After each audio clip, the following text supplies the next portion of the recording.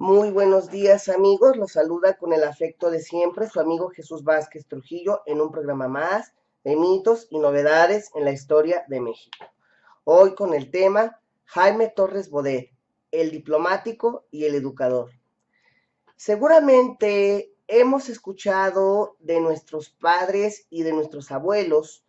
hablar del licenciado y maestro Jaime Torres Bodet. Esto es porque en tiempos de nuestros abuelos y de nuestros padres, don Jaime ocupó la Secretaría de Educación Pública. Y en las dos ocasiones en que lo hizo, realizó labores excepcionales a favor de la educación mexicana, tanto pública como privada. La primera ocasión en que don Jaime ocupa la Secretaría de Educación Pública es durante el sexenio del general Manuel Ávila Camacho, quien le encomienda eh, realizar una campaña nacional de analfabetismo, o más bien contra el analfabetismo, además de instruir a los encargados del magisterio. Pues aunque suene raro, la mayoría de los maestros en la época de 1940 no tenían la instrucción normal. Es más, de hecho, ni siquiera habían terminado la escuela primaria o cuando mucho, ese era el único nivel educativo que tenían. Resulta irónico que durante la campaña nacional contra el analfabetismo, estos docentes fueron los encargados, así como todo aquel ciudadano que supiera leer o escribir, estaba obligado a enseñar a todo aquel que no supiera hacerlo. Además de que le encargó también el redactar el nuevo artículo tercero constitucional para quitar de su contenido a la educación socialista que había sido instaurada en tiempos del general Lázaro Cárdenas. Una vez que termina el sexenio de Manuel Ávila Camacho, el licenciado Miguel Alemán Valdés toma posesión de la presidencia de la República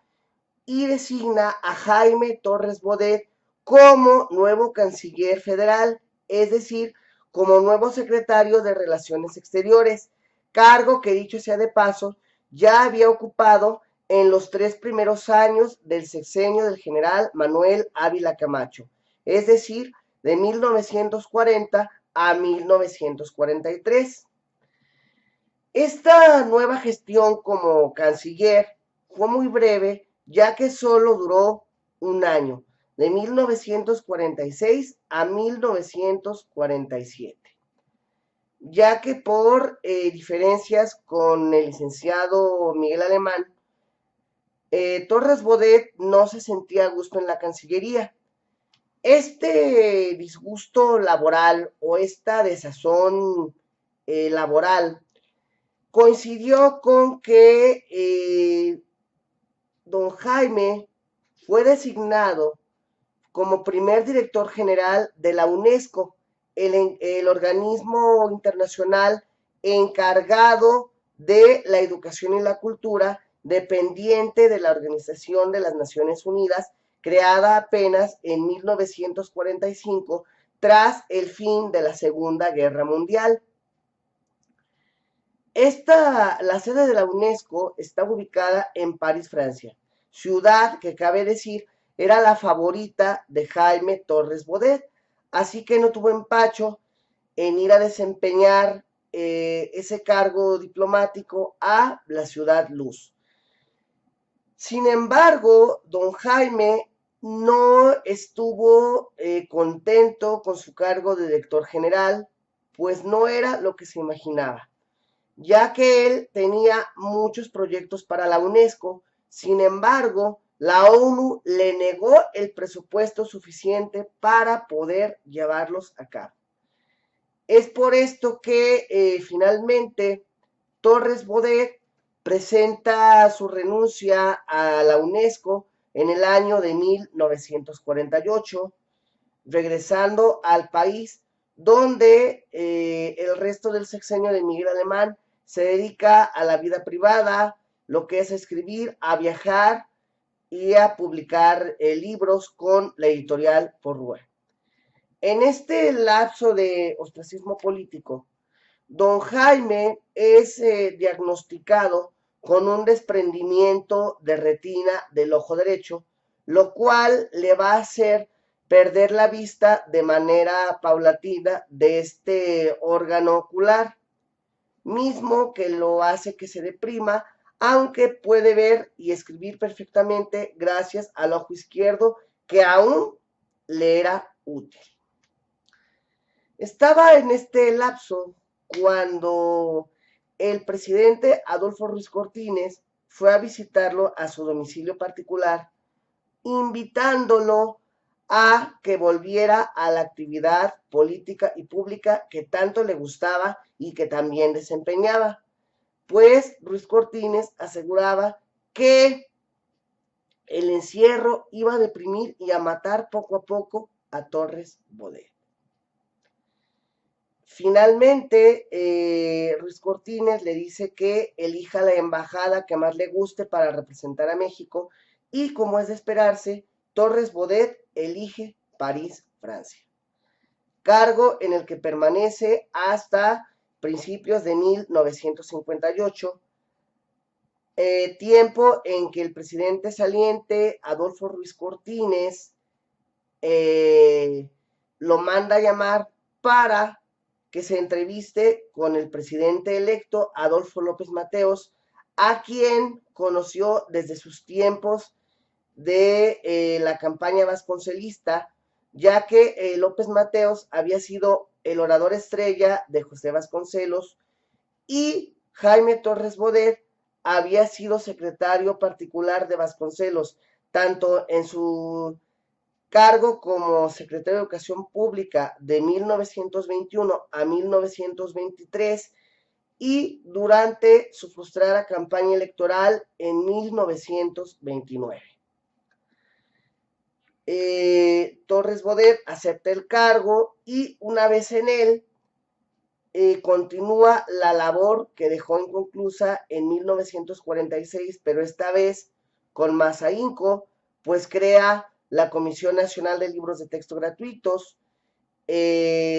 a cuyo frente pone a Martín Luis Guzmán y sería la encargada de repartir libros de texto a todas las escuelas públicas y privadas del país que impartieran la educación primaria.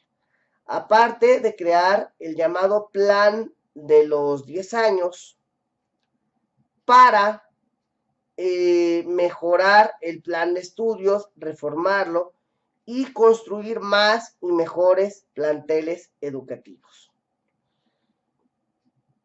La Comisión Nacional de Libros de Texto Gratuitos quedó al frente del también escritor revolucionario Martín Luis Guzmán e inició sus funciones el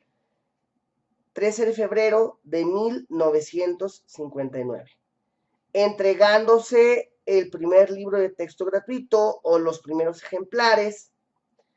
el 21 de marzo de ese año. También celebró con el licenciado Adolfo López Mateos los 20 años de la Ley Nacional contra el Analfabetismo, nacida en agosto de 1944. Una vez que el licenciado Adolfo López Mateos termina su periodo presidencial, Jaime Torres Bodet se retira de toda actividad pública, pues el licenciado Gustavo Díaz Ordaz, nuevo presidente de la República, no lo llama para ocupar ningún cargo oficial. Es en este último lapso de su vida donde Torres Bodet se dedica a viajar, se dedica a publicar, se dedica a estar con su familia y Desgraciadamente, también en este lapso ya de la vida privada, Torres Bodet es diagnosticado con un avanzadísimo cáncer colorectal, mismo que le fue provocado por la soledad de su estancia en la UNESCO, así como de la Embajada Mexicana en Francia, dado que estaba alejado de su familia y de su esposa. Finalmente, el 13 de mayo de 1974, Jaime Torres Bodet se dirige a su biblioteca privada, a su despacho personal, se sienta al frente de su escritorio, de donde saca una arma de fuego, Colt 45, la apunta hacia su boca y se dispara, quitándose la vida, no sin antes dejar una emotiva carta de despedida para su esposa. Al día siguiente, el 14 de mayo, la muerte de Jaime Torres Bodet es voceada a 8 columnas por los vendedores de periódico, la cual es sentida tanto por personalidades públicas y privadas del mundo de las letras.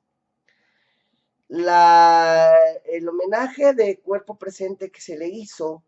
se llevó a cabo en las sedes de la Secretaría de Educación Pública y las Secretarías de Relaciones Exteriores, mismas que fueron presididas por él en diversos periodos de su vida pública y de la historia de México. El discurso emotivo hacia Torres Bodet fue pronunciado por el licenciado Porfirio Muñoz Ledo, en aquel entonces secretario del Trabajo del presidente Luis Echeverría, quien encabeza el homenaje y quien había sido amigo personal de Jaime Torres Bodet. Finalmente, el cuerpo de Jaime Torres Bodet es sepultado en el Panteón de Dolores, en la Rotonda de los Hombres Ilustres, junto a la tumba del pintor, muralista y activista social David Alfaro Siqueiros.